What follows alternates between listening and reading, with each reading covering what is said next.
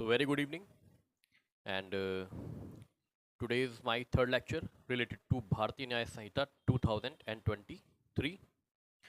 और जैसा कि कल तक मैंने आपके साथ जो डिस्कस किया था वो किया था common intention section 3 subsection 5। Common intention मैंने आपको डिस्कस किया था कि कॉमन इंटेंशन कब बनेगा, कॉमन इंटेंशन कब नहीं बनेगा, कॉमन इंटेंशन और सिमिलर इंटेंशन में क्या फ़र्क है, ये भी मैंने आपके साथ डिस्कस किया था। तो अगेन थोड़ा सा गो थ्रू कर लेते हैं अपने प्रीवियस लेक्चर पे, और फिर मैं आऊँगा आज पनिशमेंट के चैप्टर पे, जो कि है हमारा चैप्टर नंबर 2 ऑफ पनिशमेंट।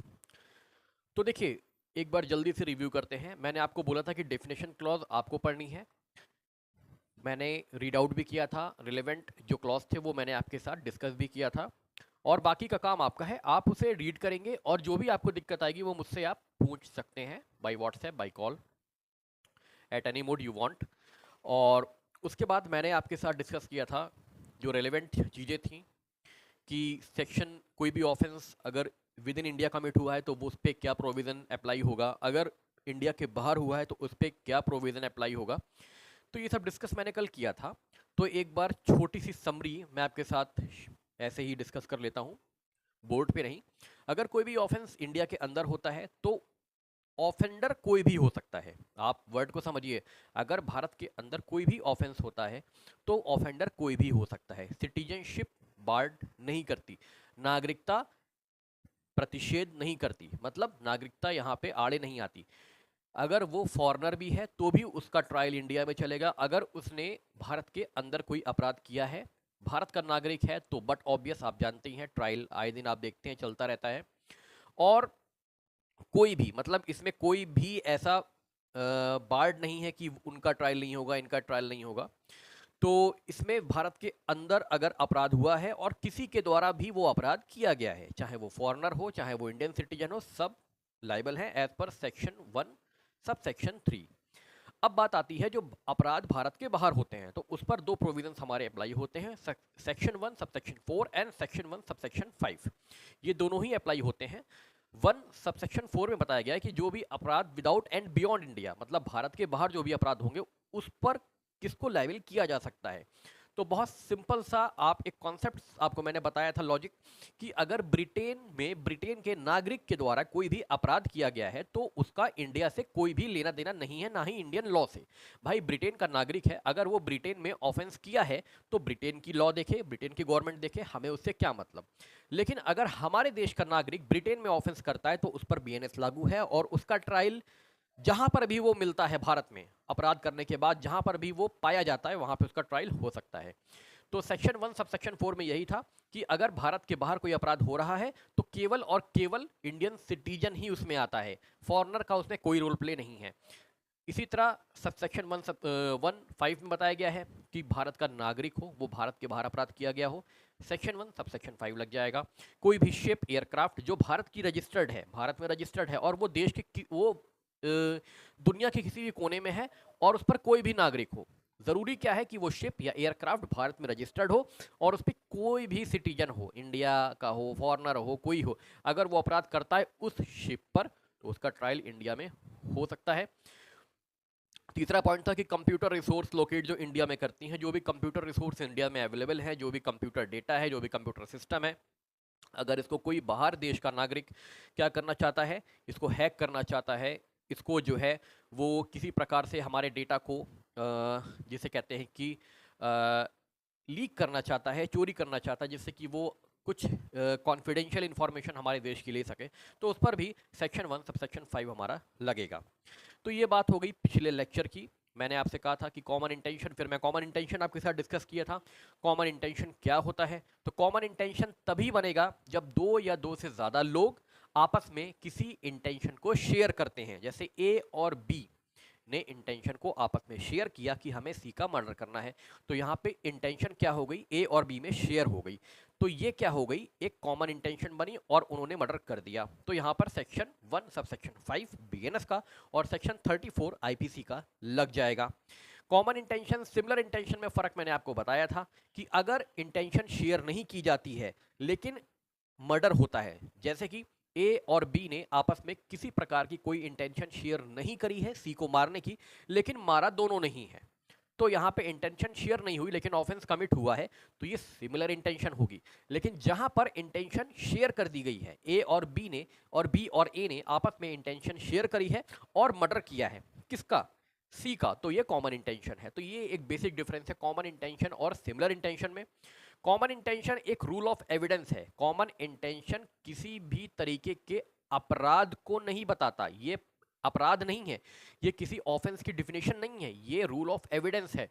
जब कोर्ट को चार्ज फ्रेम करना होता है, जब कोर्ट को ये देखना होता है कि क्या ये व्यक्ति एक साथ लाइबल हैं इस अपराध के लिए, तो उस समय कॉमन इंटेंशन का रोल प्ले होता है और कोर्ट ये देखता है कि क्या इनमें इंटेंशन शेयर हुई थी, क्या इनकी मनोदशा एक थी, क्या इन्होंने उस अपराध को करने के लिए, किसी व्यक्ति के अगेंस्ट, किसी व्यक्ति का मर्डर करने के लिए, क्या इन लोगों ने आपस में इंटेंशन शेयर कर ली थी, इन लोगों का आशय एक हो गया था। तो केवल इस एक आशय से कि लोगों को चार्ज कर दिया जाए एक साथ, जैसे आपने देखा होगा कभी, आप अगर एफआईआर की कॉपी लीजिए, चार्जशीट की कॉपी लीजिए, तो उसमें ऑफेंस लिखा रहता है, उसमें पनिशमेंट, सॉरी, उसमें जो है सेक्शन लिखा रहता है, सेक्शन 302 रीड विद सेक्शन 34, मतलब मर्डर हुआ है। लेकिन अब यहाँ पे ये साफ है कि मर्डर केवल एक व्यक्ति ने नहीं किया है, मर्डर हुआ है दो या दो से ज्यादा लोगों के लिए, इसीलिए सेक्शन 1 सब सेक्शन 5 या सेक्शन 34 ऑफ आईपीसी लगा है। तो इसका मतलब क्या यहाँ पे है कि कॉमन इंटेंशन शेयर हुई है, इसलिए हम आप पांचों को, आप चारों को एक साथ सेक्शन 34 में 302 के ऑफेंस के लिए यहां पे हम चार्ज कर रहे हैं। सेक्शन 302 कोई भी सब्सटेंटिव ऑफेंस नहीं बनाता, ओ सॉरी, सेक्शन 34 कोई भी मुख्य अपराध नहीं बनाता, केवल एक साक्ष्य का नियम है जिसके बेस पे कोर्ट 2, 3, 4, 5, 6 लोगों को एक साथ क्या करता है, चार्ज करता है किसी मेन ऑफेंस के लिए। जैसे 302 रीड विद 34, 376 रीड विद 34, ऐसे। तो इसको आशा है कि आपको ये मैं क्लियर कर पाया हूँगा। तो चलिए, ये तो हो गई पिछले लेक्चर की बातें। जो भी इसमें मैं आपको पीडीएफ शेयर करूंगा, किसी कारण से आज नहीं कर पाया, लेकिन मैं पीडीएफ शेयर करूंगा जो कि रिलेवेंट केस लॉसेज हैं, रिलेवेंट केस लॉज हैं आपके जुड़े हुए कॉमन इंटेंशन से, सिमिलर इंटेंशन से, जो भी एग्जाम में आ सकते हैं, तो वो मैं डिस्कस कर दूंगा आपके साथ, सॉरी शेयर कर दूंगा पीडीएफ के थ्रू। तो चलिए, अब मेरा जो नेक्स्ट टॉपिक है आज है वो पनिशमेंट का।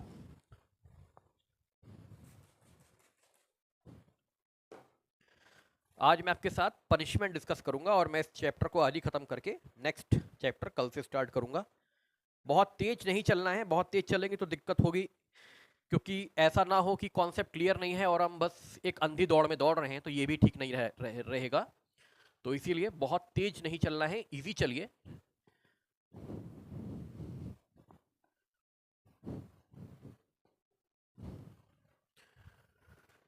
तो चलिए, आज हमारा स्टार्ट जो मैं करने जा रहा हूं वो है चैप्टर 2।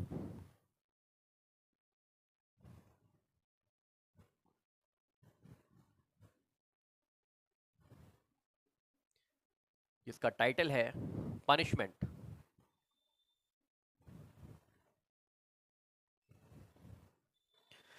अब देखिए, हम जानते हैं कि भारतीय न्याय संहिता एक पीनल लॉ है। ये हमें पनिशमेंट के बारे में प्रोवाइड करता है इंफॉर्मेशन कि अगर कोई व्यक्ति कोई ऐसा एक्ट करता है जो कि इलीगल एक्ट है। कल मैंने आपके साथ इलीगल क्लॉज को समझा था। इलीगल क्या है? कोई भी ऐसा एक्ट जो कि कानून के द्वारा प्रतिबंधित है या जो अपराध की श्रेणी में आता है, तो उसे हम कहते हैं कि वो एक्ट क्या है, हमारा इलीगल है। ठीक है, तो इसको आज हम और क्लियर करते हैं। तो चलिए, अब पहले आईपीसी में जो पनिशमेंट थी वो पनिशमेंट थी कि 6 टाइप की पनिशमेंट, सॉरी 5 टाइप की पनिशमेंट आईपीसी में पहले थी। जैसे कि सबसे बड़ी पनिशमेंट को सबसे पहले लीजिए, डेथ। उससे कम की लाइफ इंप्रिजनमेंट। एक मिनट, जस्ट अ सेकेंड।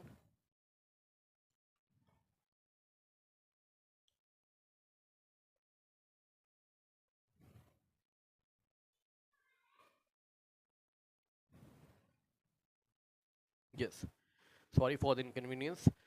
तो जैसे कि पहले आईपीसी में हमारी 5 टाइप ऑफ पनिशमेंट थी। पहला death, second life, third imprisonment, rigorous simple, fourth आपकी forfeiture of property and fifth is fine. Now अब जो बीएनएस में पनिशमेंट है, मैं यहाँ लिख दे रहा हूँ, आईपीसी में पनिशमेंट थी आपकी 5 टाइप्स ऑफ पनिशमेंट।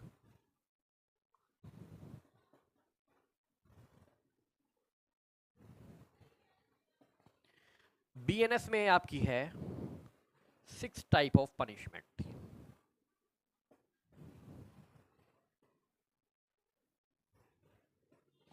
अब ये जो 6 मतलब 5 प्लस जो यहाँ पे 6th पनिशमेंट है, 5 तो ऑलरेडी थी, अब यहाँ पे एक पनिशमेंट क्या हुई है, 1 पनिशमेंट यहाँ पे ऐड हुई है, और इस पनिशमेंट को कहते हैं कम्युनिटी सर्विस।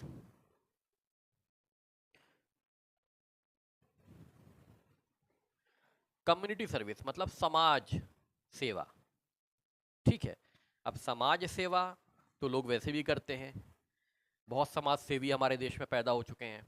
ठीक है, और सबसे ज़्यादा तो यूट्यूब पे दिखाई पड़ते हैं समाज सेवा करते हुए। अच्छी बात है, करिए। लेकिन जो यहाँ पे समाज सेवा हो रही है, ये आपके अपने एंड से नहीं हो रही है, ये आपसे गवर्नमेंट करवा रही है, क्योंकि आपने इससे पहले एक ऐसी सेवा दे रखी है जिससे सभी को बहुत चोट पहुंची है। तो ये एक पनिशमेंट के तौर पे सामने आई है कम्युनिटी सर्विस। एक एक करके डिस्कस करेंगे तो कम्युनिटी सर्विस पे भी आएंगे। तो चलिए, सेक्शन 4 कहता है the punishment to which offenders are liable under the provisions of this संहिता आर, मतलब अभियुक्त जिस सजा के लिए हकदार होगा, अभियुक्त जिस सजा के लिए लाइबल होगा कि उसको सजा दी जाए इस संहिता के तहत, वो है डेथ मतलब मृत्यु सजा, उम्र कैद की सजा, और इम्प्रिजनमेंट जो कि रिग्रेस होगी, रिग्रेस मतलब हार्ड लेबर जिसे कहते हैं बामुशक्कत मेहनत करवाना, और सिंपल केवल बंदी रहना और कुछ काम ना करना, for future of property, property की जब्ती, और फाइन मतलब जुर्माना, और लास्ट में जो एफ क्लॉज हमारा ऐड हुआ है सेक्शन 4 क्लॉज एफ, वो कम्युनिटी सर्विस जो हमारा बीएनएस में ऐड हुई है। आईपीसी में ऐसी कोई भी पनिशमेंट पहले नहीं थी। अब देखिए सेक्शन 5 पे आता हूं, commutation of sentence. The appropriate government में, मतलब एप्रोप्रिएट गवर्नमेंट यहां पे बहुत सीधे शब्दों में समझिए, राज्य सरकार या केंद्र सरकार, विदाउट द कंसेंट, जो व्यक्ति कन्विक्ट हुआ है, जिसको सजा हो गई है, चाहे मौत की सजा हो, चाहे उम्र कैद की सजा हो, चाहे कैद की सजा हो, फॉरफीचर की सजा हो, कैसी भी सजा हो, उसको उस ऑफेंडर, उस सजा याफ्ता मुलजिम के सहमति के बिना, उससे बिना पूछे, एप्रोप्रिएट गवर्नमेंट क्या कर सकती है, कम्यूट कर सकती है। कम्यूट मतलब सजा में परिवर्तन। ठीक है, कम्यूट मतलब होता है सजा में परिवर्तन।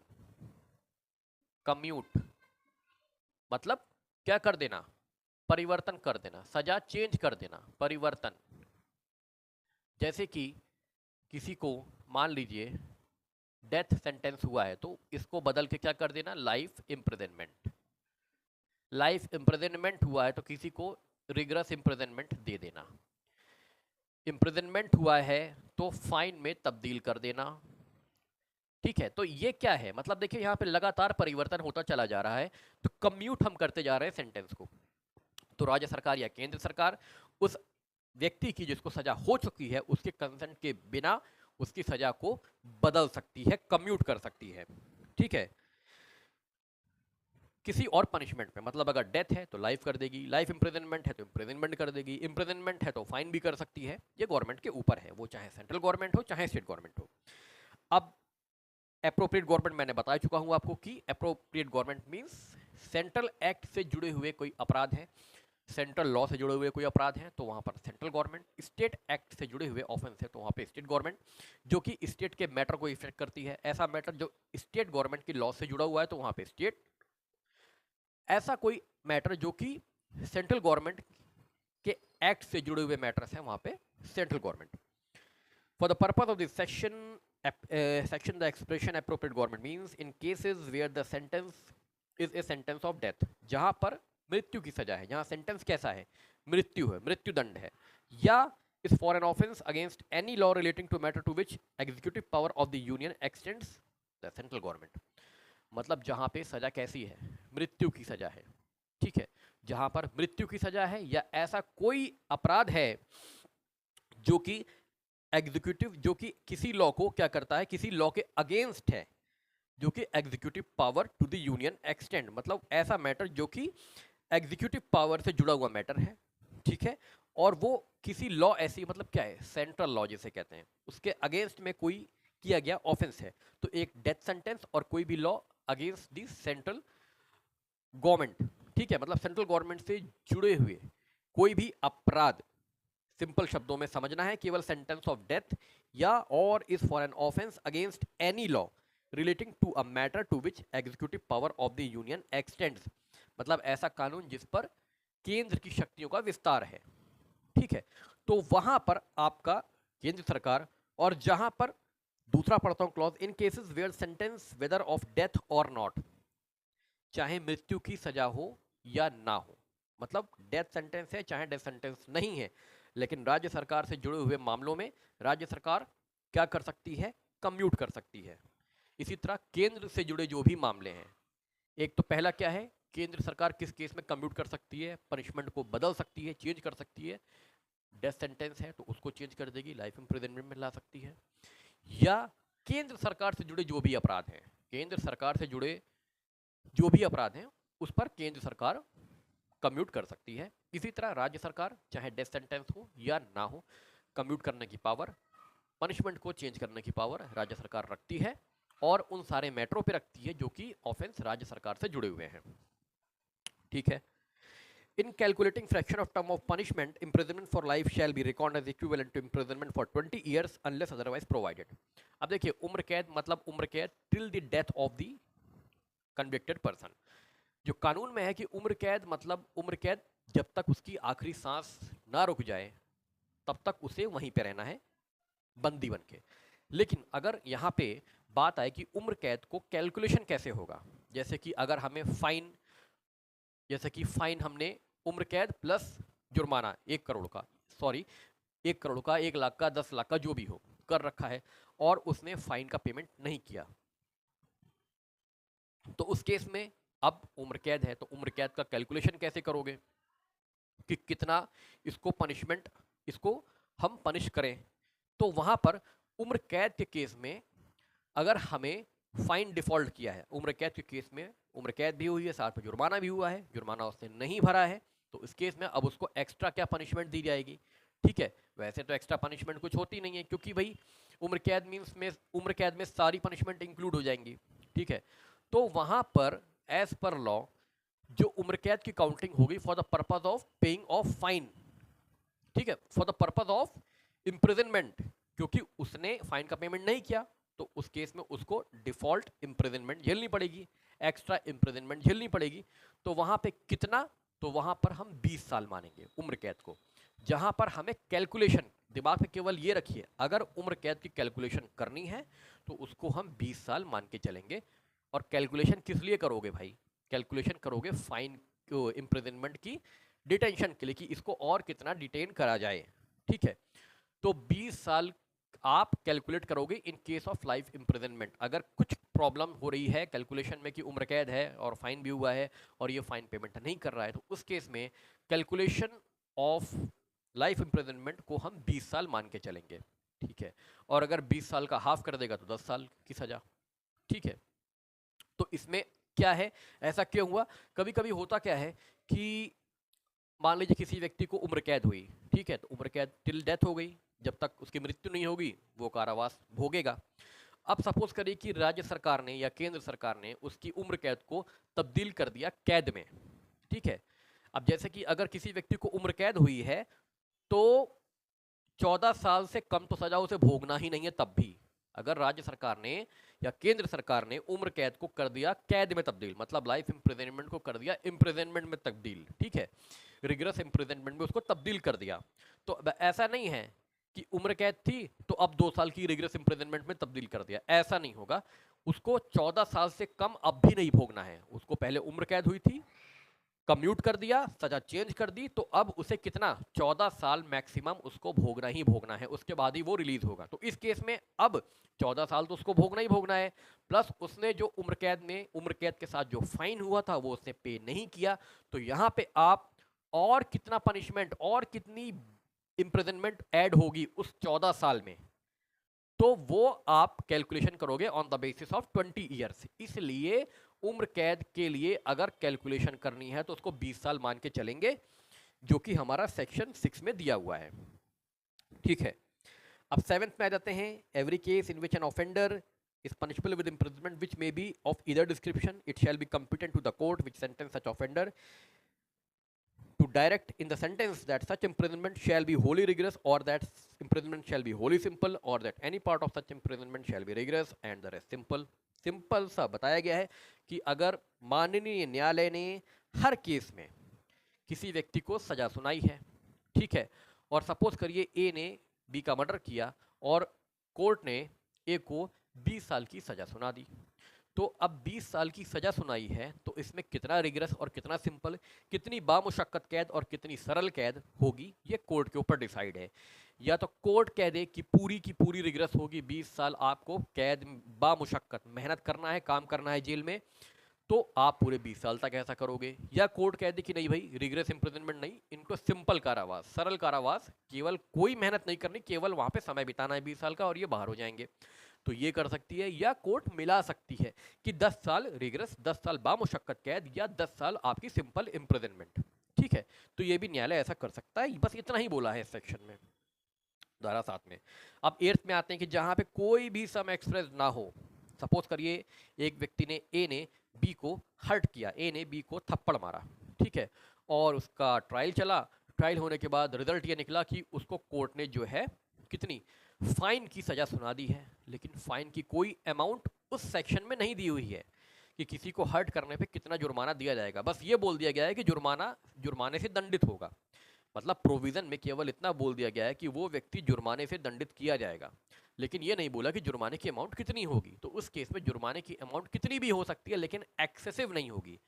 मतलब ऐसा नहीं होगा कि 1 अरब 2 अरब 1 करोड़ 2 करोड़, ऐसा नहीं। As per the circumstances of the case, as per the fact of the case, gravity of the offence, कितनी कितनी गंदी तरीके से वो अपराध किया गया है, कितनी ग्रेविटी थी, कितनी घोरता थी उस अपराध में, उसको देखते हुए फाइन का अमाउंट तय करा जाएगा और वो एक्सेसिव नहीं होगा। और दूसरी चीज, उस मैजिस्ट्रेट की, उस जज की पावर को एक्सीड नहीं करेगा। मतलब ऐसा नहीं है कि अगर जज की पावर 10,000 जुर्माने की है तो वो 20,000 भी कर देगा, नहीं, उसको 10,000 के अंदर ही अंदर करना है। मैक्सिमम 10 भी कर सकता है, उससे कम भी, लेकिन 10 से ऊपर नहीं जाएगा। ठीक है, तो in every case of offence punishable with, अब देखिए, in every case of an offence, अपराध के हर केस में punishable with imprisonment as well as fine. जहां पे पनिशेबल कैसा है, पनिशमेंट कैसा है, कैद भी है और जुर्माना भी है।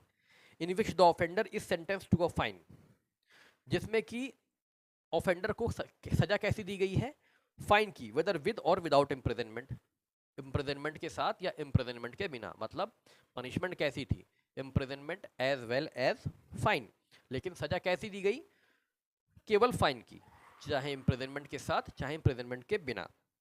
दूसरा क्या है, punishable with imprisonment or fine, or with fine only in which the offender is sentence to a fine. अब देखिए, यहाँ जुर्माने की बात हो रही थी कि जुर्माना अगर नहीं दिया है, कोई अमाउंट नहीं दी, तो जुर्माना कितना होगा। तो अगर कुछ अमाउंट नहीं दी गई है तो वो एक्सेस में ना होते हुए, एक्सेस नहीं होगा, बाकी कोर्ट की डिस्क्रिप्शन पे निर्भर करता है। अब देखिए, अपराध की श्रेणियाँ, अपराध की पनिशमेंट भी अलग अलग होती है। जैसे कि एक ऑफेंस होता है जिसमें कि केवल सजा फाइन की होती है, और एक ऑफेंस होता है कि जिसमें दोनों होता है, कि बंदी भी है, imprisonment as well as fine, पहला, और दूसरा क्या, ओनली या तो इम्प्रिजनमेंट या फाइन या केवल फाइन। ठीक है, और इन दोनों केसों में ही क्या है, अगर व्यक्ति को फाइन की सजा हुई है। तब आगे देखते हैं, it shall be competent to the court which sentences such offender to direct by the sentence that in default of payment of fine the offender shall suffer imprisonment for a certain term in which imprisonment shall be in excess of any other imprisonment to which he may be have been sentenced or to which he may be liable under commutation of sentence। मतलब simple से ये बोला गया है कि अगर उस व्यक्ति को इम्प्रिजनमेंट के साथ फाइन हुआ है या केवल फाइन हुआ था और उसने डिफॉल्ट कर दिया फाइन की पेमेंट में, तो उसको एक सर्टेन इम्प्रिजनमेंट फिर झेलनी पड़ सकती है उस एडिशनल पनिशमेंट के सिवाय। मतलब जैसे कि 10 साल की सजा हुई थी और 2 लाख का जुर्माना हुआ था, 2 लाख का जुर्माना उन्होंने पे नहीं किया, तो अब उनको 10 साल की सजा तो भोगनी है, प्लस जो 2 लाख का जुर्माना पे नहीं किया है उसके एडिशन में जो सजा अब लॉ निर्धारित करेगा वो भी उनको इम्प्रिजनमेंट झेलनी पड़ेगी। मतलब 10 ईयर्स प्लस 4 ईयर मान लो, अब 14 साल उनको झेलना है क्योंकि उन्होंने 2 लाख का पेमेंट नहीं किया है। आगे पढ़ते हैं।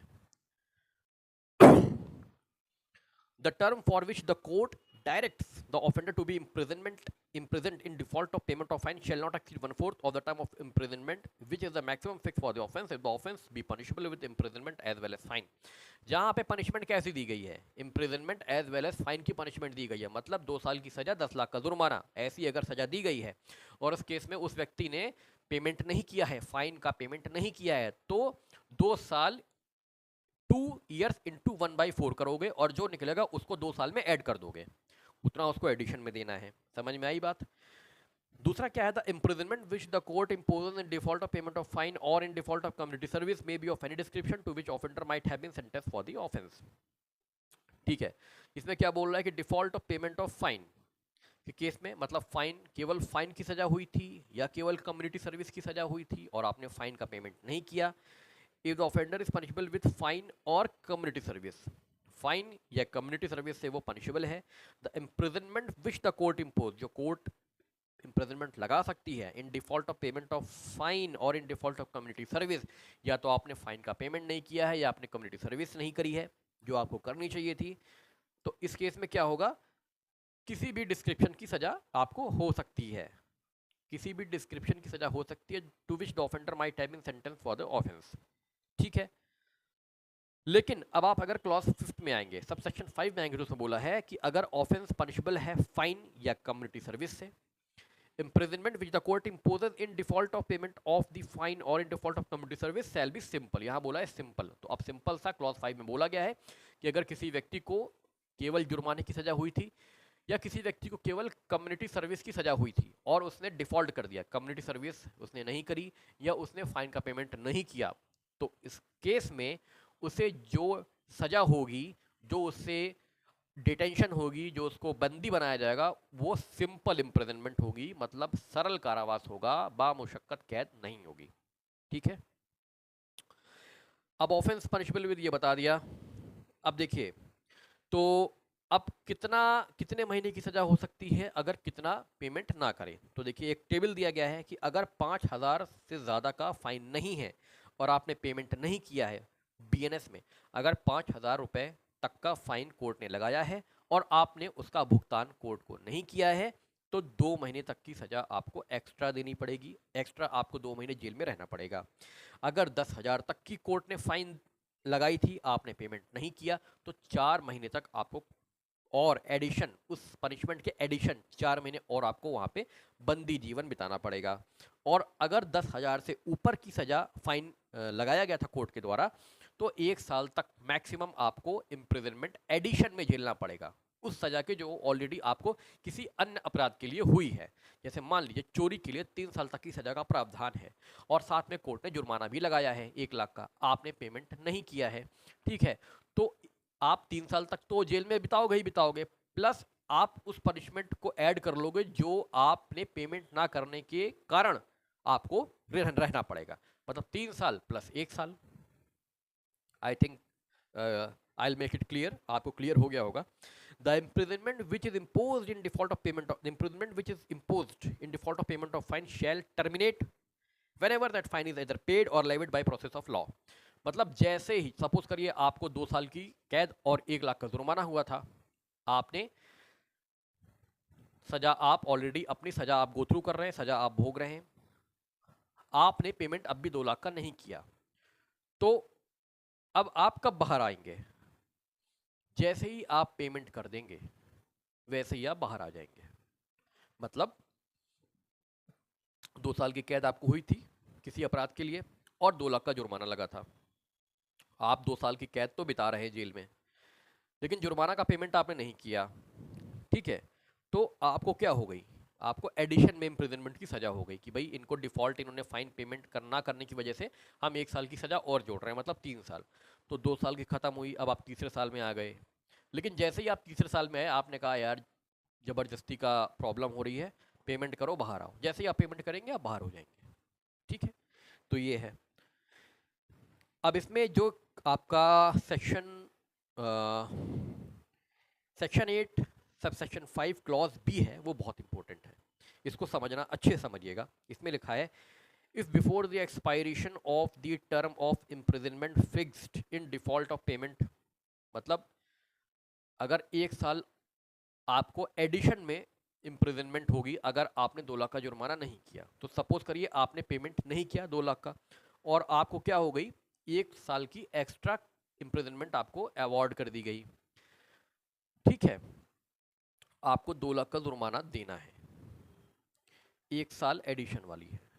उस 1 साल के खत्म होने के पहले, मतलब उस एक्स्ट्रा पनिशमेंट जो आपको इम्प्रिजनमेंट मिली है अगर भोग लोगे, अगर आप भोग ही लेते हो तो फिर फायदा क्या है। अगर 1 साल जो आपको एडिशन इम्प्रिजनमेंट हुई है उसके खत्म होने से पहले 1 लाख आपको कितना 2 लाख का हुआ है, तो आप अगर 1 लाख रुपए पे कर देते हो, अब भी 1 लाख बचा, 2 लाख का आपको फाइन हुआ था, ठीक है, और उसका पेमेंट ना करने की वजह से आपको एडिशन 1 साल और जेल में बिताना है। ठीक है, और वो साल शुरू हो चुका है एडिशन वाला। ठीक है, तो आपको करना क्या है, अगर आप उस 1 साल के खत्म होने से पहले जो आप एडिशन में बिता रहे हो सजा, अब फाइन ना करने की वजह से अगर आप 1 लाख पे कर देते हो, सपोज करिए कि आप छठे महीने में आपने 1 लाख रुपए पे कर दिए, छठे महीने के खत्म होने से पहले। ठीक है, जनवरी फरवरी मार्च अप्रैल मई जून, ठीक है, सपोज करिए आपने 15 जून को पेमेंट कर दिया 1 लाख का, तो जैसे ही जून खत्म होगा, ठीक है, जैसे ही 30 जून खत्म होगा आप बाहर हो जाओगे, क्योंकि आपने कितना पेमेंट कर दिया है 1 लाख का, प्रोपोर्शनेट में चलता है, रेशियो में। ठीक है, तो जैसे ही आपने 1 लाख का पेमेंट किया और जैसे ही 6 महीने खत्म हुए आप बाहर। ठीक है, एक कंडीशन ये हो गई। दूसरी कंडीशन क्या है कि सपोज करिए आपको 2 लाख देने थे, आपका एडिशन वाला जो इम्प्रिजनमेंट था वो चालू हो गया था, जो आपने फाइन ना पे करने की वजह से आप भोग रहे हैं वो चालू हो गया, 6 महीने खत्म भी हो गए। 6 महीने के खत्म होने वाले, छठा महीना जब खत्म हो रहा था उस दिन या उसके किसी भी दिन बाद अगर आपने 1 लाख का पेमेंट किया तो आप तत्काल बाहर हो जाएंगे। अगर आपने 6 महीने खत्म होने से पहले पेमेंट किया तो छठे महीने खत्म होने के बाद, और अगर छठे महीने खत्म होने वाले दिन या उसके कुछ और दिन बाद अगर आपने पेमेंट किया है तो तुरंत तत्काल आप बाहर हो जाएंगे। फिर आपको कितना सजा और भोगनी है, 6 महीने की, क्योंकि आपका 1 लाख रुपए और बचा है पेमेंट का। अब जैसे ही आपका दूसरा शुरू हुआ, मतलब 7वां महीना आप नहीं दे पाए, 8वां नहीं दे पाए, 9वां महीने में भी आप नहीं दे पाए, नहीं हो पाया पैसे का जुगाड़, 10वें महीने में नहीं दे पाए, 11वें महीने में आपके पास पैसा आ गया, 1 लाख रुपए आपने अरेंज कर लिया कहीं से। जैसे ही आप पेमेंट करेंगे, अभी आपका 11वां महीना चल रहा है, ठीक है, जैसे ही आपने 1 लाख का पेमेंट किया तो जैसे ही आप पेमेंट करेंगे और जैसे ही आपका 1 साल कंप्लीट होगा आप बाहर हो जाएंगे। ठीक है, मान लीजिए उसी दिन आप पेमेंट कर रहे हैं, ठीक है, उसी दिन पेमेंट कर रहे हैं या 1 साल 2 दिन बाद पेमेंट कर रहे हैं, तो जैसे पेमेंट करेंगे इमीडिएट आप बाहर हो जाएंगे। तो इसमें बस केवल और केवल इतना ही बोला गया है, if before the expiration of term of imprisonment fixed in default of payment such a proportion of the fine be paid or levied that the term of imprisonment suffered in the default of payment is not less than proportional to the part of the fine still unpaid, the imprisonment shall terminate। ठीक है, अब आता हूं next पे, 7 पे, subsection 7, the fine or any part thereof which remains unpaid may be levied at any time within 6 years after the passing of sentence, and if under the sentence the offender be liable to imprison for a longer period than 6 years, then at any time previous to the expiration of that period, and the death of the offender does not discharge from the liability any property which would after his death be legally liable for his debt। मतलब अगर आपको जुर्माना हुआ है, आपका 2 लाख का जुर्माना हुआ है, ठीक है, तो जिस दिन सेंटेंस पास हुआ, सपोज करिए आज के दिन सेंटेंस पास हुआ है, ठीक है, आज है 8 अगस्त, 8 अगस्त से 6 महीने तक, 6 साल तक आप इस 2 लाख का क्या कर सकती है, कोर्ट वसूल सकती है, फाइन वसूल सकती है, लेवी कर सकती है।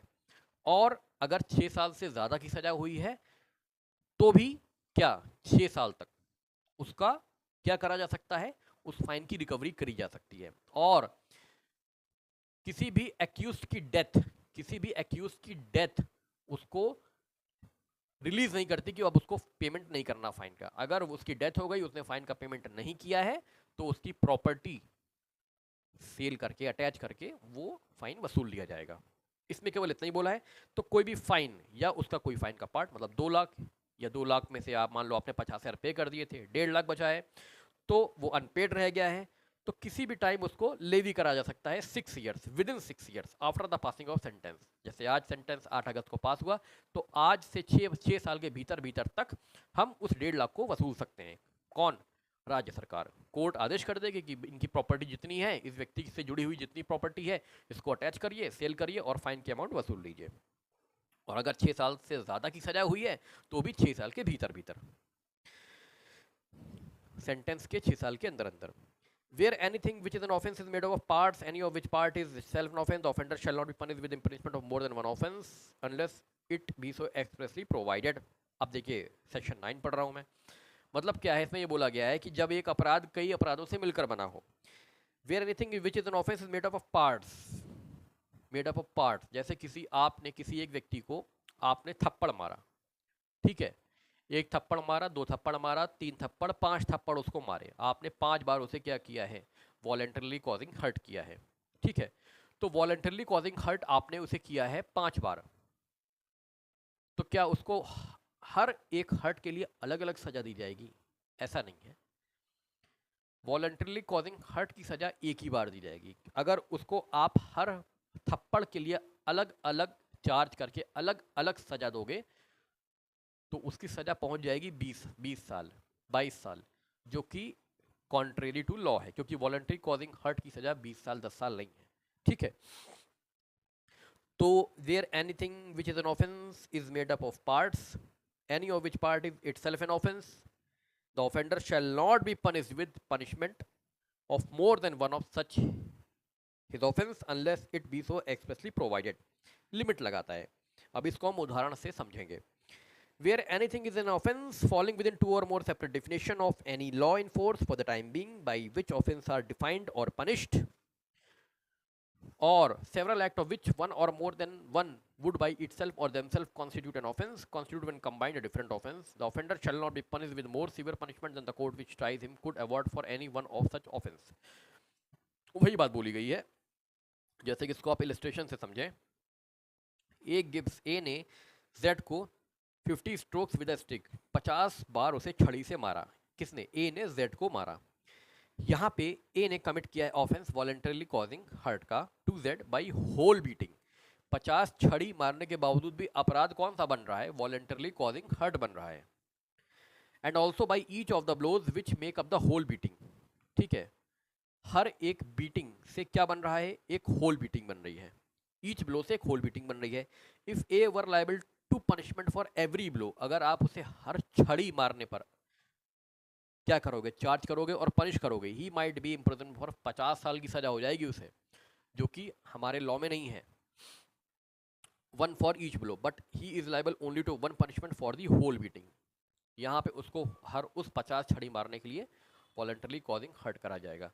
अब आप कहेंगे कि सर 50 छड़ी मारी है तो ग्रीवियस हर्ट हो गया है। ग्रीवियस हर्ट का एक अलग सेक्शन है जिसमें बताया गया है कि कब कब ग्रीवियस हर्ट माना जाएगा, कब कब सिंपल हर्ट। जैसे 320 ऑफ आईपीसी, इसमें बताया गया है कि ग्रीवियस हर्ट कब माना जाएगा। इसमें 8 कैटेगरी बताई गई हैं, ठीक है, इसमें कंफ्यूज मत होइएगा।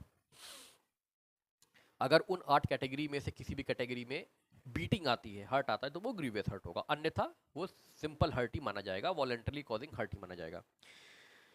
if while A is beating Z, A beat कर रहा है Z को और Y इंटरफेयर करता है, and A intentionally strike Y here as the blows whereas the blows given to Y is no part of the act whereby A voluntarily causes hurt to Z, A is liable to 1 punishment for a voluntary causing hurt to Z and to another for the blow given to Y। Simple सी बात है। A और B में A B को blow कर रहा था stick से, ठीक है। सी बीच में आया, ए ने सी को भी इंटेंशनली स्टिक से मार दिया। तो यहाँ पे अब सेम एक्ट नहीं है, एक्ट अलग हो गए। बी को मारने का अलग एक्ट और सी को मारने का अलग एक्ट। तो अब यहाँ पे वो अलग अलग लाइबल होगा। अब उस पर 2 चार्ज फ्रेम होंगे अलग अलग विक्टिम के लिए कि आपने बी को भी हर्ट किया है, आपने सी को भी हर्ट किया है। तो अब दोनों के लिए आपको ट्रायल फेस करना पड़ेगा, तो ये अलग है। अब देखिए सेक्शन 10 बहुत सिंपल सी बात कहता है कि इन ऑल केसेस, सभी ऐसे केसों में इन विच जजमेंट इज गिवन, जजमेंट दे दिया गया है that a person is guilty of one of several offences, कई अपराधों में से वो व्यक्ति किसी एक अपराध के लिए क्या है? गिल्टी है। But that it is doubtful of which of these offences he is guilty. मतलब कई अपराधों के लिए उसको चार्ज किया गया, उसमें से किसी एक अपराध के लिए उसको जो है दोषी पाया गया, लेकिन ये नहीं समझ में आ रहा है कि किस अपराध के लिए उसको दोषी पाया गया। दोषी तो वो है, लेकिन ये क्लियर नहीं हो पा रहा है कि इन 10 अपराधों में से इसने जो किए हैं इसमें से किसके लिए ये दोषी पाया जा रहा है। ठीक है, ये क्लियर नहीं हो पा रहा है। तो इस केस में जो सबसे कम पनिशेबल ऑफेंस होगा, जिसकी पनिशमेंट सबसे कम होगी, हम उसके लिए उसको कन्विक्शन कर देंगे, उसके लिए उसको सजा सुना देंगे। सिंपल सा 10th में यही बोला गया है। ठीक है, बहुत ज़्यादा चीज़ों को कॉम्प्लिकेट मत करिएगा। आपको कंपटीशन फेस करना है, आपको कंपटीशन निकालना है। ठीक है, आपको थीसिस नहीं लिखनी है, आपको यहाँ पीएचडी नहीं करनी है। तो जो सेक्शन बोल रहा है सिंपल सा उसको पढ़िए, एमसीक्यू सॉल्व करिए और आगे बढ़िए। अब सॉलिटरी कन्फाइनमेंट, मतलब जिसे कहते हैं काल कोठरी में जो सजा भोगी जाती है, सॉलिटरी कन्फाइनमेंट। तो सॉलिटरी कन्फाइनमेंट में सिंपल सा जो बोला गया है,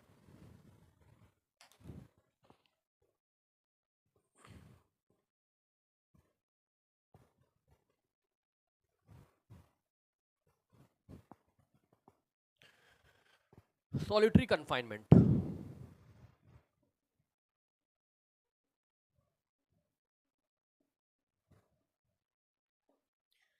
तो इसको अच्छे शब्दों में या सरल शब्दों में समझिए। सॉलिटरी कन्फाइनमेंट कब होगी? जिसे कहते हैं एकांत कारावास। तो ये हमेशा होगी रिग्रेस पनिशमेंट में, जब आपको रिग्रेस मतलब बामुशक्कत कैद की सजा आपको दी जाएगी। Rigorous imprisonment